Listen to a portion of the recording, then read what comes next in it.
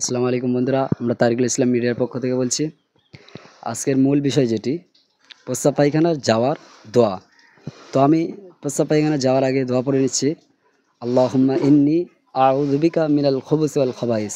এবং আমার দোয়া পড়া শেষ হয়ে গেছে। বাম পা দিয়ে আমি ঢুকবো, আমার জরুরত সারা শেষ হয়ে গেলে তখন আমি বাইর হয়েছি, ডান পা দিয়ে বাইর হব। এবং বাইর হওয়ার পর এই দোয়া পড়বে, গুফরানাকা আলহামদুলিল্লাহিল্লাযী আযহাবা আন্নিল আযাব ওয়া আফানি। মসজিদে প্রবেশ করার দোয়া।